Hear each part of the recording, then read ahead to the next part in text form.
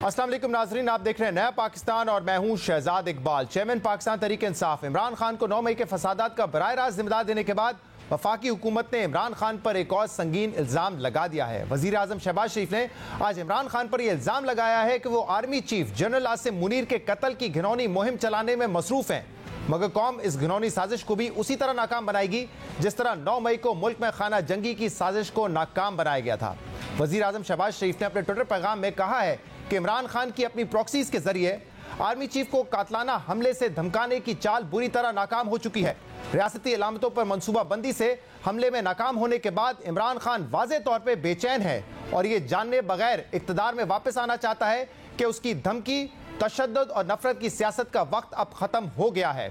वज़ीर आज़म शहबाज शरीफ ने कहा कि ऐसी काबिल मुज़म्मत हरकत के जरिए इमरान खान सिर्फ अपने आप को बेनकाब कर रहा है, मगर पाकिस्तानी अवाम और सियासी जमातें अपने आर्मी चीफ और मुसल्लह अफवाज के पीछे चट्टान की तरह खड़े हैं। अफवाज के वकार, इज्जत और सालमियत को मजरू करने की किसी भी कोशिश और साजिश को नाकाम बना देंगे। इसके अलावा वज़ीर-ए-आज़म हाउस से जारी बयान में वज़ीर आज़म शहबाज शरीफ ने मुतल्लिका इदारों को मुल्क और बैरून मुल्क बैठे जिम्मेदारों के खिलाफ कार्रवाई की हिदायत भी कर दी है और वाज़ेह किया है कि ये मीडिया मुहिम आज़ादी इज़हार के ज़ुमरे में नहीं आती, बल्कि ये एक साजिश है जिसे रोकना कानूनी जिम्मेदारी है। हुकूमत इमरान खान पर आर्मी चीफ के कत्ल की साजिश और मुहिम चलाने का संगीन इल्ज़ाम लगा रही है, जबकि इससे पहले मार्च में भी वज़ीर आज़म ने इस किस्म का बयान जारी किया था। वज़ीर आज़म ने उस बयान में इमरान खान पर इल्ज़ाम लगाते हुए कहा था कि वो रियासती इदारों को अपनी गंदी सियासत में घसीट रहे हैं। फौज और आर्मी चीफ के खिलाफ ये फॉरेन फंडेड मुहिम नाकाबिले बर्दाश्त है और अब इमरान खान पर आर्मी चीफ के खिलाफ कत्ल की मुहिम चलाने का इल्ज़ाम लगा है, जिसके बाद सवाल यह है कि वज़ीर आज़म की जानिब से इस किस्म का इल्ज़ाम क्यों और किस बुनियाद पर लगाया जा रहा है। बज़ाहिर इसकी बुनियाद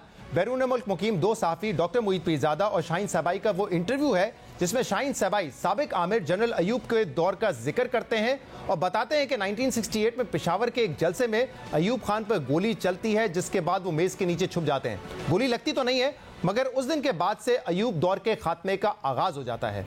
इस इंटरव्यू के बाद शाहीन सहबाई ने अपने ट्वीट में इस इंटरव्यू की वजाहत करते हुए लिखा कि इंटरव्यू में डॉक्टर मोईद पीरज़ादा ने पूछा कि जबर का दौर कब तक चलता है, तो मैंने कहा कि एक छोटा सा हादसा तारीख का रुख मोड़ देता है। यानी शाहीन सहबाई मोईद पीरज़ादा के इंटरव्यू में एक ऐसी मिसाल देकर जबर के खात्मे की बात कर रहे हैं जिसे अवाम को इश्तियाल दिलाने और उकसाने के तौर पर लिया जा रहा है। और अब हुकूमत भी बज़ाहिर इसी इंटरव्यू की बुनियाद पर इन दोनों सहाफ़ियों को, जिन्हें चेयरमैन पाकिस्तान तहरीक इंसाफ के करीब समझा जाता है, उन्हें इमरान खान का प्रॉक्सी करार देकर कत्ल की मुहिम चलाने का इल्ज़ाम लगा रही है। इस अहम मामले पर हम बात करेंगे, जिसके लिए हमें ज्वाइन किया है नून लीग के रहनुमा तलाल चौधरी ने। तलाल साहब, बहुत बहुत शुक्रिया वक्त देने के लिए। तलाल साहब, 9 मई के जो वाक़यात थे उसका जिम्मेदार आप साबिक वज़ीर आज़म इमरान खान को समझते हैं, लेकिन आज वज़ीर आज़म शहबाज शरीफ साहब ने जो अहम ट्वीट किया और जो स्टेटमेंट आया उनके दफ्तर से, वो बहुत अहम है। एक संगीन इल्ज़ाम यह लगाया गया है कि इमरान खान आर्मी चीफ के कत्ल की घिनौनी मुहिम चला रहे हैं, उसमें वो मसरूफ़ हैं और शहबाज शरीफ साहब ने कहा है कि इस मुहिम को भी उसी तरीके से नाकाम बनाया जाएगा जैसे 9 मई के साजिश को नाकाम बनाया गया था। ये क्या मामला है? बहुत ही संगीन इल्ज़ाम है कि वो आर्मी चीफ के कत्ल की साजिश कर रहे हैं या मुहिम चला रहे हैं। बिस्मिल्लाहिर्रहमानिर्रहीम। शहजाद, इसमें तो कोई शक नहीं है कि आर्मी और आर्मी चीफ इमरान खान के निशाने पे हैं और ये हम बड़ी देर से कह रहे थे, मगर लोग यकीन नहीं करते थे जब तक कि 9 मई के वाकयात ना हो। पूरे अदारे के खिलाफ कैंपेन चलाई गई और उसके बाद पाकिस्तान का कोई कैंट ही शायद महफूज हो जब 9 मई को हंगामे हुए और तोड़फोड़ हुई। उसके बाद शोहदा पर कैंपेन चलाई गई और उसमें हेलीकॉप्टर के शोहदा को भी नहीं छोड़ा गया और इमरान खान बार बार मुकरते रहे, लेकिन 9 मई को शोहदा के जो मुजस्मे थे उनको भी तोड़कर बताया गया कि ये थे वो ये मंसूबा था। और आर्मी चीफ के बारे में तो एक बैकग्राउंड है, क्योंकि ये आर्मी चीफ पाकिस्तान की तारीख के पहले आर्मी चीफ हैं कि जिसमें किसी ने लॉन्ग मार्च किया उनकी तकर्री को रुकवाने के लिए, और जब वो DGIS आए थे तो उस वक्त ऐसे करप्शन के मामलात को बेनकाब करने पे उनको हटा दिया गया, जो कि इमरान खान ने खुद हटाया। इस वक्त 9 के बाद अब ये समझा ये जा रहा है, लोगों को ये बताया जा रहा है कि एक ही रुकावट है हर चीज में, वो जनरल आसिम मुनीर हैं और उनको हटाना के लिए ये जो प्रॉक्सीज हैं, जिनको कहा तो जाता है कि ये यूट्यूबर्स हैं या ये बड़े आजाद सहाफी हैं, ये सहाफी नहीं, ये प्रॉक्सीज हैं। और ये प्रॉक्सीज को आप 9 मई से पहले दे लें, वही बयानिया था जो इमरान खान का बयानिया था, वो आज तक 9 मई को डिफेंड कर रहे हैं और इसी तरह अब ये बयानिया बनाया जा रहा है और इस बयानिया बनाने पर ये वजीर आजम की जिम्मेदारी है कि वो फ्रंट से लीड करे, और वजीर आजम की जिम्मेदारी है कि वो कम से कम वक्त से पहले एक्शंस लें। अब 9 मई की तरह इंतजार नहीं किया जाएगा कि 9 मई हो और उसके बाद एक्शन हो। तलाल साहब, बिल्कुल हमने उसका जिक्र भी किया अपने इब्तिदाइया में कि शाहीन सबाई साहब ने डॉक्टर मोईद पीरजादा साहब को एक इंटरव्यू दिया जिसमें 1968 की मिसाल भी उन्होंने दी, और इस बयान को जो उन्होंने दिया या उनके ट्वीट को इसी तरीके से लिया जा रहा है कि अवाम को उकसाया जा रहा है। लेकिन इसको लिंक कैसे किया जाएगा कि ये इमरान खान साहब साजिश कर रहे हैं या वो मुहिम चला रहे हैं, क्योंकि ना इमरान खान ने इस पर कोई बात की है, ना पाकिस्तान तहरीक इंसाफ के किसी और रहनुमा ने इस हवाले से कोई बात की है। देखिए, मुझे ये बताइए कि ये 9 मई, ये तो तस्लीम नहीं करते कि 9 मई इन्होंने किया। 9 मई को कई दिन कंडेम्ड इन्होंने नहीं किया। शोहदा के खिलाफ इनके ट्विटर हैंडल से कंपेन चलती रही, इमरान खान उस पर भी मुकर गए थे। और इसी तरह ही आप लॉन्ग मार्च किसने लीड किया था? इमरान खान ने। इमरान खान किसको अपने रहनुमाओं को नहीं कहते रहे? ऑन रिकॉर्ड आपके पास बयानात हैं पीटीआई के सीनियर लीडर्स के, जो कहते हैं कि भी लॉन्ग मार्च इसलिए किया गया और उसकी तारीखें इसलिए रखी गई लास्ट वीक ऑफ नवंबर में ताकि तकर्री को रोका जा सके, और किसी भी सूरत जनरल आसिम को वो आने नहीं देना चाहते थे। तो जो बैकग्राउंड इसका मौजूद है, और अब ये बताया जा रहा है दुनिया को कि हर चीज हमने फतह कर ली है, सिर्फ एक रुकावट है जो कि जनरल आसिम मुनीर है, लेकिन और उनके बारे में उकसाया जा रहा है। ये जो एग्जांपल्स हैं ये कोई सोची समझी हैं। लॉन्ग मार्च के दौरान तो तलाल साहब उस हवाले से आप भी पहले बात कर चुके हैं कि एक एक्सटेंशन का भी मामला था, हमारे प्रोग्राम में राना सनाउल्लाह साहब भी बात कर चुके, तो उस वक्त तो प्रॉक्सीज यकीनन कोई और होंगी ना। मैं ये पूछ रहा हूं कि ये जो इंटरव्यू जिसकी बुनियाद पे बज़ाहिर ये लगता है कि ये स्टेटमेंट आया है और एक मुहिम चलाई जा रही है, तो इससे पीटीआई का तो बराह रास्त कोई ताल्लुक नहीं बनता ना। ये बात दुरुस्त है कि ये जो कमेंटेटर्स हैं, यूट्यूबर्स हैं या जो सहाफ़ी हैं, वो कॉन्स्पिरेसी थ्योरीज पे बात करते रहते हैं, बट ये तो फिर उनका एक इंडिविजुअल एक्ट समझा जाएगा या इसको पीटीआई से जोड़ा जाएगा? बिल्कुल नहीं। देखिए, मैं आपसे कह रहा हूं 9 मई से पहले इमरान खान इसी तरह ही मुकरते रहे, यानी गद्दार उन्होंने कहा, मीर जाफर उन्होंने कहा, उसके बाद ये सारा माहौल बनाकर ये जो हमलों पर उकसाया इमरान खान ने खुद, लेकिन मुकरते रहे। और उसके साथ साथ प्रॉक्सी जो है वो साथ साथ काम करती रहती हैं, वो इको करती हैं वो जो नैरेटिव जो कि इमरान खान लेके चलते हैं, और ये एक सोचा समझा प्लान और नैरेटिव जो है उसको पूरा पहले डिस्कस किया जाता है। उस वक्त तो ये कहा जा रहा था ना कि अगर गिरफ्तार किया गया तो इमरान खान हमारी रेड लाइन है। इमरान खान खुद भी कहते थे सड़कों पे निकलना होगा, अवाम सड़कों पे निकलेंगे। कुछ रहनुमाओं के ट्वीट्स भी उस दिन के मौजूद हैं जब ये 9 मई के वाकयात हुए, तो उस वक्त तो ये सिनेरियो था। यहां पे कैसे आप स्टैब्लिश करेंगे कि ये पीटीआई इसके पीछे? देखिए, मैंने इसके गाय का बैकग्राउंड है। नंबर 1, डीजी आईएसआई जब थे डॉक्टर जनरल आसिम मुनीर, तो उनको हटाया गया और एक पर्सनल ग्रज था। उसके बाद लॉन्ग मार्च किया गया, और उसके बाद लगातार इमरान खान कह रहे हैं कि वो बात करने की कोशिश करते हैं, और एक उसमें देखें कि इन्होंने आरफ अलवी साहब को तकर्री रोकने के लिए इस्तेमाल करने की कोशिश की, उनसे अपने सियासी मकासद के लिए आर्मी चीफ से बात करने की कोशिश की, और फिर मुख्तलिफ जराए से उन पर प्रेशर डाला गया, ये कि भी किसी तरह वो समझते हैं कि अगर आर्मी चीफ साथ हो तो शायद फिर ही वजीर आजम बंदा बन सकता है। तो ये सारी उनकी, क्योंकि उनका सारा सियासी कैरियर ऐसे गुजरा है, और इस वक्त वो ये समझते हैं कि अगर उनको वजीर आजम बनने में, इक्तदार तक पहुंचने में, अपनों गुनाहों को छुपाने के लिए, ना अहली और क्या कहते हैं सजाओं से बचने के लिए अगर कोई हल है तो वो शायद आर्मी चीफ का साथ है। वो एक ब्लैकमेल करके और वो कोशिश कर रहे हैं थ्रेट करके कि किसी तरह आर्मी चीफ को वो उनसे बात कर सके और अपने सियासी मकासद हासिल कर सके। प्राइम मिनिस्टर ऑफिस से जो स्टेटमेंट जारी हुआ है उसमें यह भी कहा गया है कि मुल्क में जो मौजूद हैं और जो बैरून मुल्क लोग हैं उनको उनके खिलाफ कार्रवाई की जाएगी। तो किस किस्म की कार्रवाई का इरादा रखती है हुकूमत? देखिए, एक पाकिस्तान के कानून में कोई भी पाकिस्तानी दुनिया में कहीं भी कोई जुर्म करे उसका मुकदमा और उसकी जो लीगल कार्रवाई है वो पाकिस्तान में हो सकती है। ये कोई भी पाकिस्तानी, वो कोई सहाफत में छुपा हुआ कोई पाकिस्तान दुश्मनी कर रहा है या वो किसी और आड़ में इमरान खान का आलाकार बना हुआ है, उस पर कार्रवाई पाकिस्तान के कवानीन समेत और पाकिस्तान के अंदर और बाहर की जानी चाहिए। और 9 मई, देखिए 9 मई का भी इंतजार नहीं कर सकते कि जब तक सब कुछ हो ना जाए, जब तक उसके बाद ही करेंगे। जब ये सब चीजें नजर आ रही हैं तो कार्रवाई पहले होनी चाहिए। हाँ, लेकिन इस दूसरी तरफ इमरान खान भी इल्जाम लगाते रहे कि उनको कत्ल करने की साजिश हो रही है, हुकूमती लोगों पे भी वो उंगलियां उठाते रहे। देखिए, उनको कत्ल करने के लिए कभी वो कहते हैं आर्मी चीफ करवाते हैं, कभी कहते हैं आईजी इस्लामाबाद, कभी आईजी पंजाब, कभी कहते हैं शहबाज शरीफ, कभी वजीर दाखिला। उनकी कोई एक स्टेटमेंट नहीं है। और जब उनको जेआईटी में बुलाया जाता है और पूछा जाता है कि खान साहब आपके पास क्या शवाहिद है, तो कहते मेरे पास तो कुछ भी नहीं है। वो तो यानी सर्विंग जर्नल्स का नाम तो लेते हैं जलसों में, लेकिन कोई उनके पास शवाहिद नहीं है। ये कोई इनकी तारीख है खान साहब की कि जी वो 35 मुझे फलाने कहा था, उसको फलाने कहा था, उसको फलाने कहा था, और बाद में सियासी बयान। तो ये सारा नैरेटिव बनाने के लिए, जिन पर कोई चीज इनके पास नहीं है, उसमें ये अपनी हमदर्दी गेन करने के लिए और अपने आप को उभारने के लिए ये काम एक मामला इलेक्शन के हवाले से भी है और क्यास सराई अभी तक खत्म नहीं हुई है। मौलाना फजल रहमान साहब ने आज तहफ़्फ़ुज़ात का इजहार किया है। उन्होंने कहा है कि ना पीडीएम से मुशावरत की गई कि दुबई में क्या मीटिंग होने जा रही है, उनको ऑन बोर्ड नहीं लिया गया। क्या वजह है? मौलाना फजल रहमान साहब ने इस पीडीएम बनाने में, इस पूरी तहरीक में बड़ा साथ दिया है। अब आप भूल गए क्योंकि दो बड़ी पार्टीज मिलकर आपस में बैठ के मामला तय करी, बल्कि दो बड़ी पार्टीज क्या, दो सियासी खानदान आपस में मिलकर मामला तय करें, इसलिए उनको आउट कर दिया सीन से? बिल्कुल नहीं। पीडीएम के सरबरा मौलाना फजल रहमान है और जरदारी साहब भी यकीनन उनकी बहुत इज्जत करते हैं। मियां नवाज शरीफ तो उनकी राय को इतनी अहमियत देते हैं कि जब भी कोई पीडीएम का फैसला हो तो वो फजल रहमान साहब की राय को अहमियत देते हैं और वो डायरेक्टली मियां साहब से बात करते हैं।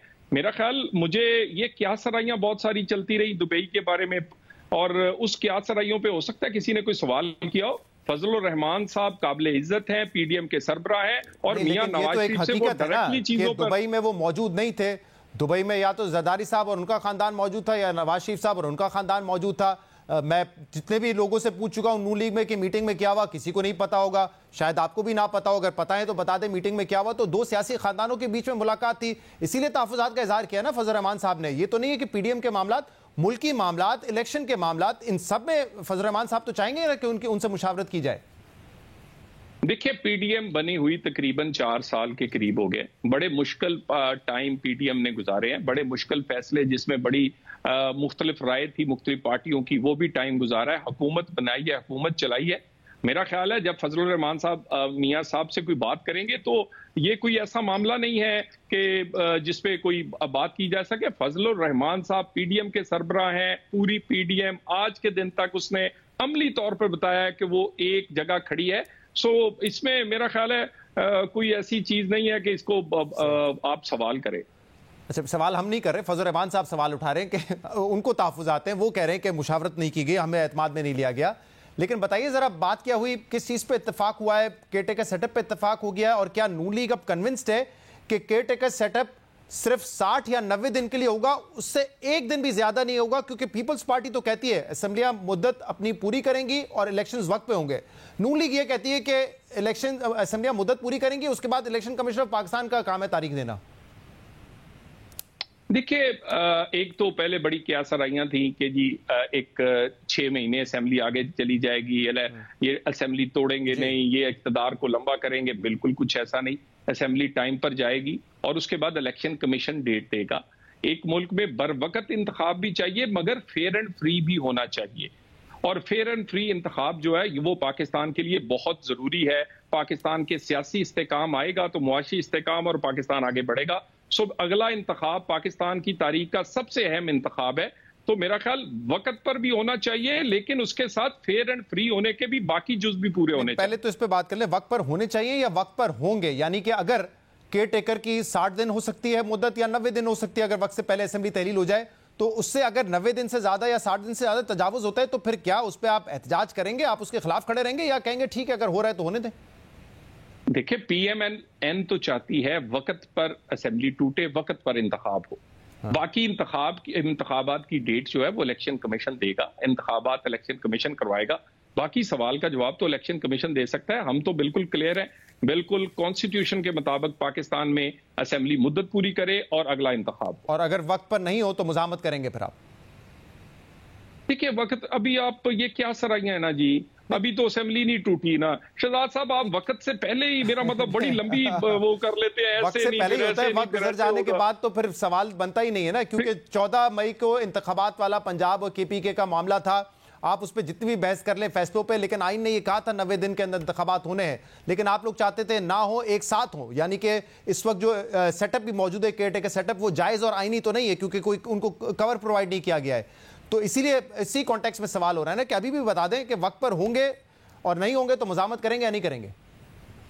देखिए, हम तो पहले दिन से कह रहे हैं कि इंतखाब असेंबली की मुद्दत पूरी होने के बाद होने चाहिए और उसके बाद अब पूरी मुद्दत हो रही है, यकीनन इलेक्शन टाइम पर होना चाहिए, मगर फेयर एंड फ्री होने के तमाम लवाजमात पूरे होने चाहिए। फेयर एंड फ्री के लवाजमात क्या है? क्योंकि ये तकलीफ तो 2018 में तो समझ आती थी कि नून लीग को तकलीफ है, अब तो पीटीआई को तकलीफ हो रही है। वो कह रहे हैं कि हमारे लोगों को जो है पार्टी से निकाल के दूसरी पार्टियों में शामिल किया जा रहा है। ये तकलीफ फ्री एंड फेयर की तो पीटीआई को होनी चाहिए, आपको क्यों हो रही है?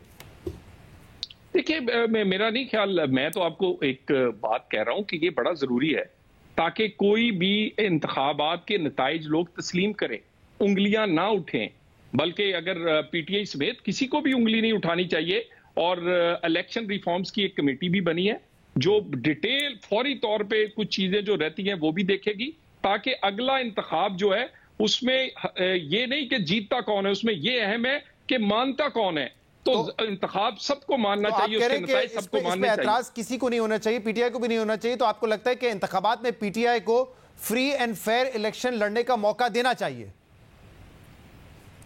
मेरा ख्याल है कि जी वो तो पीटीआई तो हमेशा चाहती है कि उसे 2013 वाला इंतखाब मिले कि उसमें जुडिशरी भी उनके साथ हो, उसके मुखालफ नाहिल हो चुके हों, जेल जा चुके हों, खान साहब सादिक अमीन ठहर चुके हों और उनके मुखालफों को पकड़ पकड़ कर जेल में दे दिया जाए, पकड़ पकड़ कर चुन चुन कर नाहिल कर दिया जाए। और उसके बाद बिल्कुल नहीं होना चाहिए। मैं पूछूं कि लेकिन आप समझते हैं कि पीटीआई को 2023 के इंतखाबात में फ्री एंड फेयर इलेक्शन लड़ने का मौका देना चाहिए, उनके भी एतराजात नहीं होने चाहिए?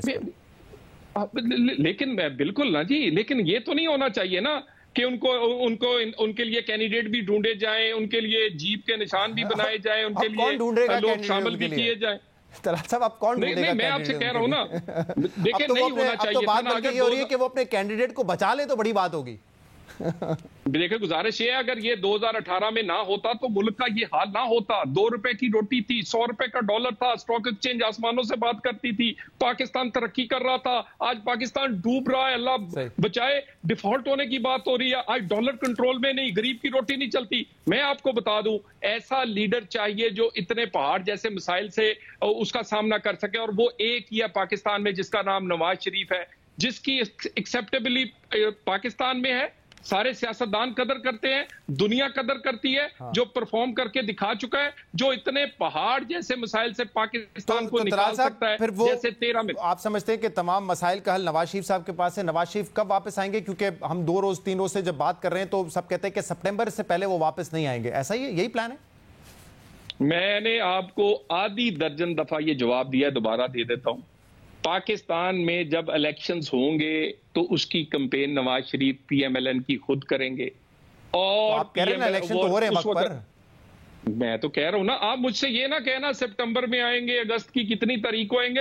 आप इसकी मैं वजह बताता हूं। कल इलेक्शन से पहले कल डॉन अखबार में एक इदारिया आया था जिसमें उन्होंने ये कहा था कि नवाज शरीफ साहब ये ना एक्सपेक्ट करें कि उनको प्लेट में रख के चौथी मरतबा वजीर आजम की कुर्सी मिल जाएगी। उनको चाहिए कि अगर वो लेजिटिमेट तरीके से प्राइम मिनिस्टर बनना चाहते हैं तो वो पाकिस्तान वापस आए और यहाँ पे जो है वो आकर ऑन ग्राउंड काम करें, बजाय इसके कि वो प्रॉक्सीज के जरिए सियासत को कंट्रोल करने की कोशिश करें। ये डॉन का इदारिया था, इसलिए मैं कह रहा हूं कि सवाल तो उठ रहे हैं ना कि अब वो क्यों नहीं आ रहे? देखिए, वो जब भी प्राइम मिनिस्टर बने हैं लेजिटिमेसी से बने हैं और हमेशा आईनी और वोट से बने हैं। निकाले गए हैं गलत तरीके से।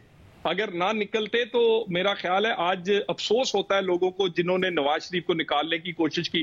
काश 2017 ना होता, काश पनामा ना होता, आज गरीब का चूल्हा चल रहा होता। आज अगर गरीब का चूल्हा चलाना है, पाकिस्तान को चलाना है, तो एक ही है, वो है नवाज शरीफ। बहुत बहुत शुक्रिया। तलाल चौधरी साहब हमारे साथ मौजूद है। प्रोग्राम में एक ब्रेक शामिल करेंगे, इसके बाद सियासी मामला पर मजीद बात करेंगे। शिवदास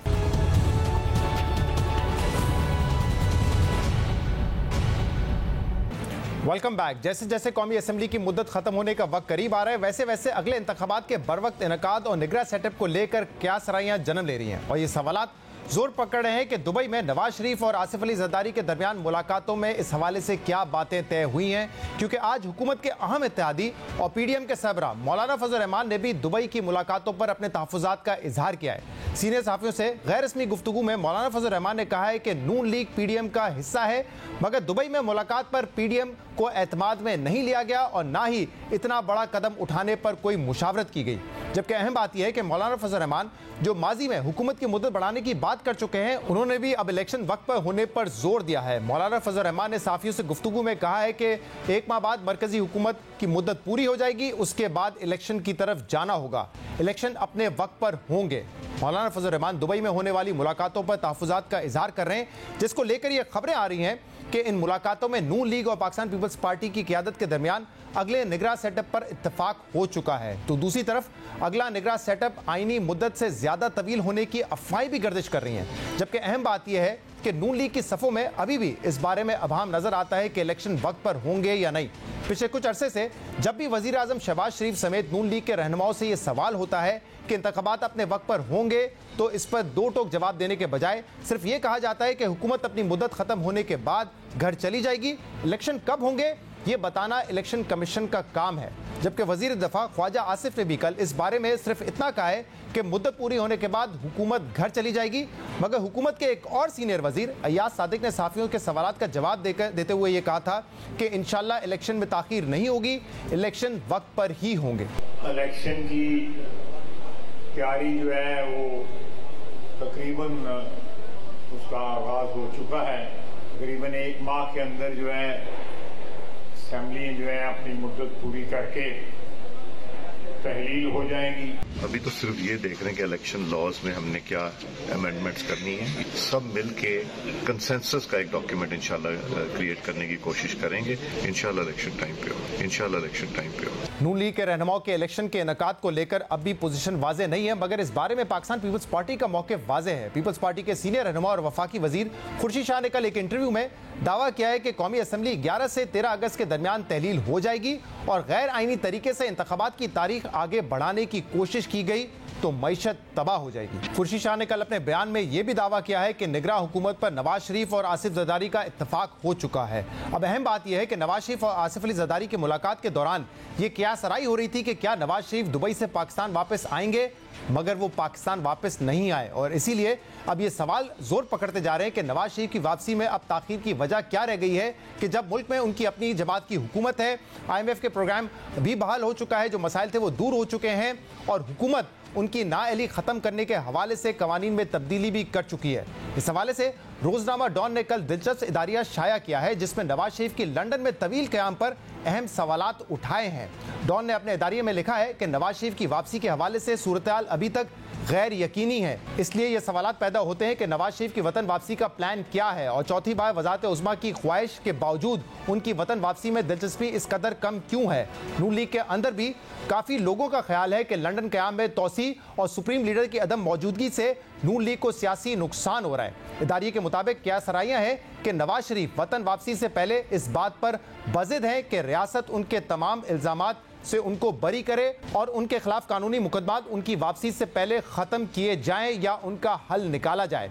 इन तमाम इक़दामात से नवाज शरीफ शायद तमाम मुकदमात से बरी भी हो जाएं, लेकिन नवाज शरीफ का असल इम्तिहान ये होगा कि पाकिस्तानी अवाम उनको कबूल करते हैं या नहीं। जबकि अहम बात यह है कि अवाम से एक बार फिर राब्ता जोड़ने की ना तो नवाज शरीफ ने कोई कोशिश की है और ना ही अवाम से राब्ते की बहाली में दिलचस्पी नजर आती है। नवाज शरीफ को यह समझना होगा कि उन्हें चौथी बार वज़ारत उज़्मा प्लेट में रखकर नहीं दी जा सकती और अगर वो जायज़ तरीके से चौथी बार वज़ीर आज़म बनना चाहते हैं तो उन्हें बाहर बैठकर प्रॉक्सीज के जरिए मामलात को कंट्रोल करने के बजाय पाकिस्तान वापस आना होगा और यहाँ पर बैठ के अपनी सियासी किस्मत को आजमाना होगा। हम इन तमाम मामलात पर बात करेंगे और उसके लिए हमें ज्वाइन किया है सीनियर सहाफ़ी और तजज़ियाकार मुजीबुर रहमान शामी साहब है। शामी साहब बहुत बहुत शुक्रिया वक्त देने के लिए। शामी साहब, पीपल्स पार्टी की तरफ से तो जो बयान आ रहे हैं वो बड़े वाजे हैं कि असेंबली मुद्दत पूरी करे, तहलील हो जाए और इलेक्शंस भी वक्त पर हों, लेकिन नून लीग की सफ़ों में अभी भी लगता है कुछ कंफ्यूजन है। वज़ीर आज़म ने पिछले हफ्ते कहा असेंबली मुद्दत पूरी करेगी, तहलील हो जाएगी, इलेक्शन करवाने का काम इलेक्शन कमीशन ऑफ पाकिस्तान का है। बाज़ रहनुमा है नून लीग के जो कह रहे हैं कि इलेक्शन भी वक्त पर होंगे, लेकिन आपको लगता है कि इस हवाले से अभी नून लीग की सफ़ों में कुछ कंफ्यूजन है? अब से कुछ देर पहले फजल रहमान साहब ने तो कह दिया है कि इलेक्शन वक्त पर ही होने चाहिए। वज़ीर आज़म ने यह बात वाज़े कर दी है कि वो हुकूमत छोड़ देंगे, गोया कौमी असम्बली तहलील हो जाएगी और उसके बाद इंतखाबात कराना इलेक्शन कमीशन की जिम्मेदारी है। तो इसमें तो कोई अभाम नहीं होना चाहिए। इस वक्त जो सवाल ज़ेर बहस ये है कि क्या हुकूमत उस वक्त छोड़ी जाए जब असम्बली एक फितरी तौर पर तहलील हो जाए, या 2 दिन पहले उसको तहलील कर दिया जाए। तो पहली सूरत में 60 दिन के अंदर इंतखाबात होंगे, दूसरी सूरत में 90 दिन के अंदर होंगे। तो मेरा ख्याल है कि यानी जो अबहाम है वो इस हवाले से है। और क्योंकि नवाज शरीफ साहब सितंबर के महीने में वापस आएंगे, इसलिए मुमकिन है कि फैसला किया जाए कि नवंबर में इंतखाबात होंगे और असेंबली जो है 2-3 दिन पहले तहलील कर दी जाए मुद्दत पूरी होने से। बाकी तो मेरा ख्याल है कि यकसुई है, अब इंतखाबात की तैयारी हो रही है। मुस्लिम लीग नून भी अपनी तैयारी कर रही है और दूसरी जमातें भी कर रही हैं। तो मेरा ख्याल है कि इसमें कोई अबहाम नहीं रहना चाहिए, लेकिन ना कोई कन्फ्यूजन होना चाहिए। तो शामी साहब, ये जो क्या सराहियां हो रही थी, जो केयर टेकर सेटअप है उसको तवील किया जा सकता है। कुछ लोग ये कह रहे हैं कि मुशावरत तो तरह तरह की हो रही है कि अगर इकोनॉमिक स्टेबिलिटी चाहिए तो उसके लिए कितना तवील सेटअप होगा। कुछ लोग मार्च की बात कर रहे हैं, कुछ लोग इसको नथी कर रहे हैं कि इमरान खान का क्या स्टेटस होगा। तो आपको लगता है कि अब जो केयर टेकर सेटअप भी होगा वो भी आईनी मुद्दत के हिसाब से होगा, उसको प्रोलॉन्ग नहीं किया जा सकता? देखिए, केयर टेकर सेटअप जितना तवील होगा उतनी उलझनें पैदा होंगी, उतने मसाइल में इजाफा होगा। इस वक्त तो देखें, एक आपको 9 महीने का तो रिलीफ मिल गया है ना, और जो हमारी मईशत है वो स्टेबल रहेगी, उसकी ज़रूरतें पूरी होती रहेंगी, ज़र मुबादला की हैं, और उसके बाद नई हुकूमत आकर फिर नए तरीके से डील कर सकेगी IMF को। तो ये मेरा ख्याल, अगर केयर टेकर सेटअप जो है उसको तूल देने की, तो इसका मतलब ये कि आप मुआशी उलझाव बढ़ाना चाहते हैं। तो मेरा ख्याल स्मूथ रनिंग का तकाजा ये है कि केयर टेकर अपने वक्त पर इंतखाबात कराए और रुखसत हो जाए। जहां तक इमरान खान साहब का ताल्लुक है और PTI का ताल्लुक है, कानून के मुताबिक उनके साथ जो मामला हो वो होते रहना चाहिए, और बाकी उनको इजाजत होनी चाहिए PTI को कि इंतखाबात में हिस्सा ले सके, क्योंकि अभी तो उस पर कोई पाबंदी नहीं लगी, ना कोई ऐसे आसार नजर आ रहे हैं, ना कोई ऐसा कोई मुकदमा मुझे मौजूद नजर आ रहा है जिससे जमात को पूरी को खारिज कर दिया जाए कौमी सियासत के धारे से। और शामी साहब, आपसे कुछ देर पहले मौलाना फजल रहमान साहब ने तहफ़्फ़ुज़ात का इजहार किया है। उन्होंने कहा कि दुबई में पीपल्स पार्टी और नून लीग की क़यादत के दरमियान जो मुलाकात हुई उस पर हमें एतमाद में नहीं ली गया, हमसे मुशावरत नहीं की गई। और वैसे भी बहुत क्या सराही हो रही है कि दुबई में क्या डिस्कस हुआ है, केयर टेकर सेटअप डिस्कस हुआ है, सियासी हालात डिस्कस हुए हैं, इमरान खान साहब का मुस्तकबिल डिस्कस हुआ है। इस तरह से इस हवाले से तरह तरह की खबरें आती रही हैं, लेकिन फजल रहमान साहब का जो गिला है कि उनसे मुशावरत नहीं की गई, आपके ख्याल में दुरुस्त है? क्योंकि बहरहाल PDM के सरबराह हैं, वो PDM के सरबराह हैं, उनसे मुशावरत होनी चाहिए थी और उनका शिकवा जो है बजा लगता है। लेकिन इस तरह तो होता है, इस तरह के कामों में तो 2 बड़ी पार्टियां जो हैं उनके रहनुमा मिल बैठे हैं, तो उसके बाद मौलाना को हस्बे ज़रूरत एतमाद में ले लेंगे। उनको तो दिल बड़ा करना चाहिए और बस मुस्तकबिल पर नजर रखनी चाहिए। और शामी साहब, आपने भी कहा कि सितंबर में आएंगे नवाज शरीफ साहब, कल सोहेल वड़ाई साहब ने भी कहा कि सितंबर में ही एक्सपेक्टेड है कि नवाज शरीफ साहब पाकिस्तान वापस आएंगे। लेकिन अब इस हवाले से बहुत कुछ लिखा जा रहा है। कल डॉन अखबार ने जो एडिटोरियल लिखा है वो तो इस हवाले से बड़ा सख्त है। उसमें उन्होंने कहा है कि वजीर आजम बनना चाहते हैं नवाज शरीफ दोबारा, लेकिन उनको चाहिए कि वो पाकिस्तान वापस आएँ और सियासत में हिस्सा लें, अवाम से कनेक्ट करें। ये नहीं होना चाहिए कि वो बाहर बैठे हों और प्रॉक्सीज के जरिए अपनी सियासत करें। तो अगर वो समझते हैं कि उन्होंने वजीर आजम बनना है, प्लेट में रख के नहीं दी जा सकती है, वो आए और फिर सियासी मैदान में अपनी जो पॉपुलैरिटी है उसको मनवाएं। ये कल डॉन ने लिखा है। तो आपको लगता है कि बहुत ताखीर कर रहे हैं? अब तो अपनी हुकूमत भी है, कानून साजी भी हो रही है उनको अदालती रिलीफ प्रोवाइड करने के लिए, फिर क्या वजह है कि वो इतनी ताखीर कर रहे हैं आने में? मैं खुद भी अदारिया नवीस हूँ, मैं भी कोई राय दायर कर सकता, और रोजनामा जंग के अदारिया नवीस की एक और राय हो सकती है, न्यूज के अदारिया नवीस की एक दूसरी राय हो सकती है। तो अदारिया नवीसों की बातें जो हैं वो अपनी जगह हैं, लेकिन अब तो मामला जो है सिमट रहा है। ये मशवरे तो बहुत पहले देने चाहिए थे, अब तो उनकी आमद है। उस सितंबर में क्या दिन रह गए हैं? तो मेरा ख्याल नवाज शरीफ साहब वापस भी आएंगे और अपनी इंतखाबी सियासत का आगाज भी करेंगे। जाहिर है जब मतला साफ होगा तभी तो आके सियासत कर सकेंगे। अगर यहाँ आकर उन्हें जेल में जाना था तो फिर वो उनकी सियासत क्या होती? तो मेरा ख्याल जो हालात वाजे हो रहे हैं और उनके खिलाफ जो कुछ हुआ है वो मंजर आम पर आ रहा है। उसके किरदार जो हैं वो बेनकाब हो रहे हैं और उनकी कार्रवाइयां जो हैं वो खुद ही एतराफ कर रहे हैं कई लोग तो कि हमने यूं किया और हमने ये किया और हमने वो किया। तो नवाज शरीफ साहब जो हैं उनको तो एक रिलीफ मिल रहा है फिक्री तौर पर। लेकिन आपके ख्याल में शामी साहब ये काफी होगा कि उन्होंने सारा तकिया इस बात पे किया हुआ है कि लेवल प्लेइंग फील्ड मिल जाएगी? उन्होंने शायद इस बात पे इनसार किया हुआ है कि इमरान खान को कमजोर किया जा रहा है या वो जेल में चले जाएंगे या मुमकिन तौर पर डिस्क्वालीफाई हो जाएंगे। लेकिन एक सियासी रहनुमा ने वक्त पर आके कैंपेन करना, आवाम से कनेक्ट करना भी तो होता है। अगर सितंबर में आएंगे, अक्टूबर में इलेक्शन होने या नवंबर में होने, वक्त बहुत कम रह जाएगा। आपके ख्याल में ये काफी होगा इतना टाइम? देखें, नवाज शरीफ साहब और मोहतरमा बेनजीर साहबा बड़ी तवील अरसा तक बैरून मुल्क रहने के बाद वापस आए थे तो उन्होंने अपने लोगों से कनेक्ट कर लिया था।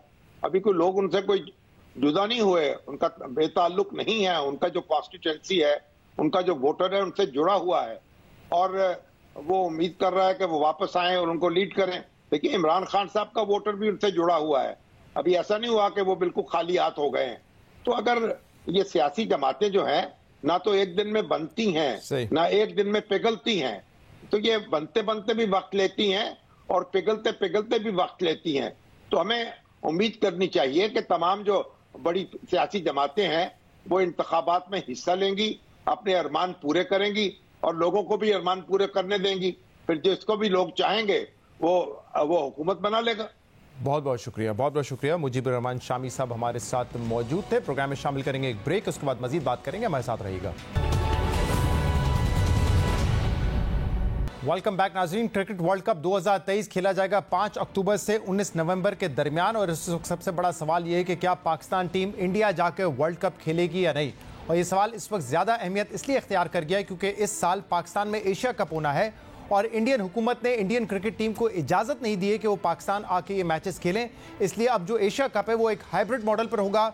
4 मैचेस पाकिस्तान में होंगे लेकिन इंडिया अपने तमाम मैचेस श्रीलंका में खेलेगा और इवन जो फाइनल होगा इस टूर्नामेंट का वो भी पाकिस्तान में नहीं होगा, वो भी इंडिया में होगा। इसलिए सवाल ये पैदा हो रहे हैं कि क्या अब पाकिस्तान अपनी टीम इंडिया भेजेगा या नहीं। और इस हवाले से पीसीबी ने क्लियरेंस के लिए पैटर्न इन चीफ जो कि वजीर आजम है शहबाज शरीफ, उनको खत लिखा था और वजीर आजम ने इस पर एक कमेटी बनाई है जिसकी सरबराही कर रहे हैं बिलावल भुट्टो जरदारी साहब। और इस कमेटी का ये काम होगा कि वो इस इशू पर डेलिब्रेट करेंगे कि क्या पाकिस्तान टीम को इंडिया जाकर खेलना चाहिए और नहीं या नहीं खेलना चाहिए और इस पर अपनी रिकमेंडेशंस देंगे वो वजीर आजम को और फिर आखिरी फैसला इस पर वजीर आजम करेंगे। इस हवाले से हम मजीद बात करेंगे और इसके लिए हमें ज्वाइन किया एहसन मजारी साहब ने, मिनिस्टर हैं इंटर प्रोविंशियल कोऑर्डिनेशन।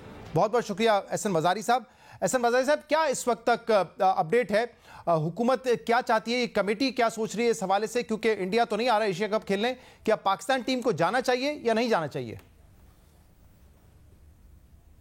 बिस्मिल्लाहिर्रहमानिर्रहीम। थैंक यू शहजाद साहब for having me in your program. जैसे कि आपको पता है कि ऑनरेबल प्राइम मिनिस्टर साहब ने आपने खुद अपने इंटरव्यू में कहा कि एक कमेटी तश्कील दी है, 14 मेंबरी कमेटी है और वही कमेटी बैठ के फैसला करेगी और अपनी रिकमेंडेशंस भेजेंगे हम प्राइम मिनिस्टर साहब को। And then prime minister, honourable prime minister is the pattern in chief and he will decide and he is the boss, then he will make the final decision. जी, तो कब तक expected है कि ये committee जो है मुशावरत करके अपनी रिकमेंडेशंस देगी? ये लेटर में मिला था पीएम हाउस से जुमे वाले दिन, तो इंशाल्लाह मोस्ट प्रॉबली मेरे ख्याल विद इन दिस वीक 1-2 दिन के अंदर ये जो सारी कमेटी बैठेगी और अपनी रिकमेंडेशन हम पीएम साहब को भेजेंगे। जैसे आपको पता है कि इंडिया जो है यहाँ एशिया कप के खेलने के लिए नहीं आ रहा, उन्होंने खाली एक बहाना ढूंढ के रखा है, सिक्योरिटी कंसर्न्स। मैंने कल एक इंटरव्यू भी दिया इंडियन जर्नलिस्ट को, इंडियन एक्सप्रेस के थे, उनसे मेरी बात हुई थी, मैंने यही कहा था कि आप हमेशा यही एक्सक्यूज़ करते हैं सिक्योरिटी का। मैंने कहा माशाल्लाह everything is secure in Pakistan. Recently New Zealand की टीम सीरीज़ खेली गई है, उससे पहले इंग्लैंड की टीम खेली गई है, आपकी अभी बेसबॉल टीम आई हुई थी, फिर आपकी ब्रिज की टीम आई हुई थी, अभी पाकिस्तान की फुटबॉल गई हुई थी, बाकी सारी स्पोर्ट्स पाकिस्तान इंडिया के बीच में हैं। लेकिन क्रिकेट में आपकी जो गवर्नमेंट है उसको प्रोटेसाइज कर देती है। इंडियन टीम को यहाँ आना चाहिए, यहाँ आके खेलना चाहिए एशिया कप, क्योंकि पाकिस्तान उसको होस्ट कर रहा है। अगर इंडियन टीम यहाँ नहीं आके खेलती, वो दूसरे वेन्यूज़ पे खेलती है हाइब्रिड मॉडल में, तो मेरी अपनी पर्सनल व्यू जो है, अगर इंडिया ये डिमांड कर रहा है कि हम नहीं आएंगे, सिक्योरिटी कंसर्न है, तो हमें अपने प्लेयर्स की भी सिक्योरिटी कंसर्न है। इंडिया में आए दिन कोई ना कोई राइट्स होते हैं, कोई ना कोई फसाद होते हैं, तो we don't want to risk our players कि भी उनको हम रिस्क में भेजें और उधर फिर हम भी ये डिमांड करेंगे कि हमें भी हाइब्रिड मॉडल चाहिए, हम भी पाकिस्तान भी न्यूट्रल वेन्यूज़ पे खेलेगा अपने मैचेस। सही है, तो आपका पर्सनल ओपिनियन ये है क्योंकि इंडिया न्यूट्रल वेन्यू पे खेलना चाहता है तो पाकिस्तान को भी चाहिए कि वो न्यूट्रल वेन्यू पे वर्ल्ड कप के मैचेस खेले। एग्जैक्टली जी, ये मेरा अपने ज़ाती व्यू है जी। और यही व्यू आप अपने कमेटी में भी रखेंगे? जाहिर बात है जी, कमेटी सामने जो है मैं बिल्कुल रखूंगा, मैं अपने जो होंगे views, because I am one of the members, और मैं अपने व्यूज़ जो होंगे मैं अपने बिल्कुल दिल के जो हैं अपने होंगे मेरे व्यूज़, मैं बिल्कुल कमेटी सामने अपनी रिकमेंडेशन रखूंगा। और चेयर करें फॉरेन मिनिस्टर साहब बिलावल भुट्टो जरदारी साहब उसको चेयर करें, लेकिन जो हतमी फैसला होगा वो तो ऑनरेबल प्राइम मिनिस्टर करेंगे जी। लेकिन एहसान साहब, एक फ़र्क ये है कि जो एशियन क्रिकेट कप है वो ऑब्वियसली एशियन क्रिकेट काउंसिल के अंडर आता है, वो आईसीसी का इवेंट नहीं है। वर्ल्ड कप जो है वो आईसीसी का इवेंट है, एक बड़ा इवेंट है, और पाकिस्तान जो है, पाकिस्तान क्रिकेट बोर्ड आईसीसी के मुताबिक वो पार्टिसिपेशन की यकीन दहानी भी करवा चुका है, उस पर अग्री भी कर चुका है। तो अब ये कैसे मुमकिन होगा? इंडिया को आप कैसे कन्विंस करेंगे कि पाकिस्तान की टीम जो है वो इंडिया में नहीं खेलेगी, न्यूट्रल वेन्यू पे खेलेगी, जबकि वेन्यूज और डेट्स तमाम चीज़ें डिसाइड हो चुकी हैं?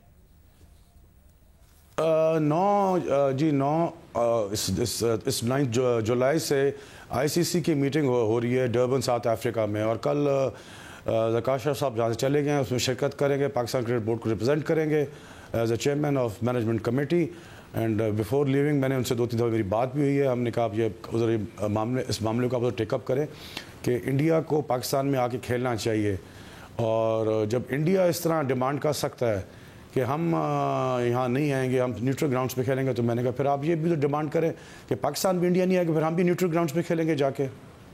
लेकिन अब तो ये बहुत लेट नहीं हो गया कि उनको ये कहना कि आप तो आके खेलें? ये फैसला तो पहले हो चुका है, और आप तो मिनिस्टर उस वक्त भी थे, नजम सेठी साहब उस वक्त मैनेजिंग कमेटी के चेयरमैन थे। नहीं जी, स्टिल हैव टाइम जी। वर्ल्ड कप आपका अक्टूबर नवंबर में हो रहा है, अभी भी आपके पास टाइम है, और हम कोशिश कर रहे हैं कि इंडिया यहाँ आए, क्योंकि हम तो हमेशा चाहते हैं कि हेल्दी क्रिकेट हो और क्रिकेट लवर्स जो हैं मैचेस हो। और आपको पता है पाकिस्तान इंडिया का जो मैच होता है दुनिया के कोने कोने में देखा जाता है। हम तो चाहते हैं कि इंडिया पाकिस्तान में खेले। हमारी तरफ से हमेशा पॉजिटिव रिस्पांस है, हमेशा नेगेटिव रिस्पांस इंडिया की तरफ से आता है। वो कोई ना कोई बहाना बना लेते हैं। बाकी स्पोर्ट्स हो रही हैं जी, बट क्रिकेट का क्या मसला है जी, मुझे ये समझ नहीं आया। वैसे आपने बड़ी अहम बात की, आपने कहा इंडिया की तरफ से हमेशा नेगेटिव रिस्पांस आता है, और आपने इंडियन एक्सप्रेस के इंटरव्यू में भी ये कहा है कि इंडिया हमेशा जो है वो स्पोर्ट्स में सियासत को लेकर आता है, या सियासत में स्पोर्ट्स को लेकर आ जाता है, और पाकिस्तान का ट्रैक रिकॉर्ड वाकई इस हवाले से बेहतर है। तो क्या पाकिस्तान का रिस्पांस भी उसी तरह नेगेटिव होना चाहिए इंडिया की तरह, कि वो अगर खेल में सियासत को लेकर आ रहे हैं तो पाकिस्तान भी इसी तरह जवाब दे? आपके ख्याल में ये एक बड़ा इवेंट है, वर्ल्ड कप है, और पाकिस्तान को फिर भी जाना चाहिए, इंडिया खेलना चाहिए, पार्टिसिपेट करना चाहिए इसमें? जी बिल्कुल, वर्ल्ड का बहुत बड़ा इवेंट है, पाकिस्तान को जो है पार्टिसिपेट करना चाहिए। मैं ये नहीं कह रहा कि पाकिस्तान पार्टिसिपेट ना करे, मैं खाली ये कह रहा हूँ अगर इंडिया खाली ये बहाना बना सकते सिक्योरिटी का, तो सिक्योरिटी के इश्यूज तो इंडिया में भी हैं। Why to put our players, why to put our cricket team in risk over there? तो अगर इंडिया इस बात पे नहीं मानता कि हाइब्रिड मॉडल हम नहीं करेंगे, पाकिस्तान इंडिया में आके मैचेस खेले, फिर हमारी क्या पोजीशन होनी चाहिए? अगर इंडिया इस बात पे नहीं मानता कि वो हाइब्रिड मॉडल पे जाता है तो हमारा भी यही स्टांस होगा, हम भी यही कहेंगे जी हम भी हाइब्रिड मॉडल पे जाएंगे। ये मेरा अपना पर्सनल व्यू है। बाकी जो कमेटी रिकमेंडेशन देगी, 14 मेंबर कमेटी है जी, और फाइनल डिसीजन जो होगा वो तो प्राइम मिनिस्टर साहब भी करेंगे। जी मजाजी साहब, मैं आपका पर्सनल ओपिनियन जानने की कोशिश कर रहा हूँ कि अगर हमने तो मान लिया हाइब्रिड मॉडल पे, लेकिन इंडिया इंसिस्ट करता है कि हम दुनिया का सबसे बड़ा बोर्ड है, हम नहीं मानते वर्ल्ड कप आप यहीं पे आके खेलें, तो फिर हमारी पोजीशन क्या होगी? क्या हम वर्ल्ड कप में नहीं जाएंगे अगर इंडिया हाइब्रिड मॉडल पे एग्री नहीं करता है? तो इंडिया का जो है बीसीसीआई जो बोर्ड है, क्रिकेट बोर्ड है, फाइनेंशियली वाकई आप सही कह रहे हैं, दुरुस्त फरमा रहे हैं कि फाइनेंशियली वो बहुत स्ट्रांग है। फाइनेंशियली वो जितने भी क्रिकेट बोर्ड हैं सबसे ज़्यादा फाइनेंशियली बहुत स्ट्रांग है, उसके जिस वजह से एक एरोगेंस भी उनमें वो काफ़ी स्ट्रांग है। लेकिन हमारा मौक़िफ़ यही होगा जो मैंने आपको पहले अर्ज़ किया है। अगर वो हाइब्रिड पे जाते हैं और वो अपना सिक्योरिटी कंसर्न शो करते हैं, हम भी अपना सिक्योरिटी कंसर्न शो करते हैं अपने प्लेयर्स के रिस्क के ऊपर कि हमारे प्लेयर्स को भी वहाँ रिस्क है, और हम भी यही कहेंगे कि हम भी हाइब्रिड मॉडल्स या दुबई, शारजा या कोलंबो कहीं भी हम अपने मैचेस खेलेंगे क्रिकेट के। सही। और ये जो फैसला हुआ एशिया क्रिकेट कप के हवाले से कि हाइब्रिड मॉडल पे अग्री कर गए, ज़का अशरफ साहब ने इस हवाले से कहा कि वो इससे खुश नहीं है, वो इस हाइब्रिड मॉडल को रिजेक्ट करते हैं। उनके ख्याल में नेगोशिएशंस बेहतर हो सकती थी, लेकिन अब कह रहे हैं कि हमने फैसला कर लिया तो we will continue with it. आपकी इस पर क्या राय है? क्या बेहतर नेगोशिएशंस हो सकती थी, या ये बेस्ट डील थी जो पाकिस्तान ले सकता था? बिल्कुल जी, बिल्कुल बेहतर नेगोशिएशन हो सकती थी। आपके खाली 4 मैचेस पाकिस्तान में हो रहे हैं, उसमें आपकी कौन सी टीम्स आ रही है? मेजर टीम्स तो आपकी आ नहीं रही। जब मेजर टीम आती हैं तब आपका फाइनल भी आपका वहाँ श्रीलंका में हो रहा है, फिर पाकिस्तान क्या होस्ट कर रहा है? खाली 4 मैचेस होस्ट कर रहा है। You should have negotiated much better. लेकिन इंडिया तो कह रहा था कि ठीक है फिर हम नहीं आते, बल्कि वो दूसरे बोर्ड्स को मिलाकर ये चाहता था कि किसी और वेन्यू पे कर लिया जाए world cup, Asia cup Pakistan को माइनस करके। तो उसके बाद फिर हमने ये फैसला किया कि इससे बेहतर है कि हाइब्रिड मॉडल पे चले जाते हैं। वो तो बीसीसीआई की ख्वाहिश थी कि पाकिस्तान होस्ट ना करे एशिया कप, वो तो उनकी ख्वाहिश थी। लेकिन मैं ये कहता हूँ कि उनकी ख्वाहिश तो वो कामयाब नहीं हुई अपनी ख्वाहिश में।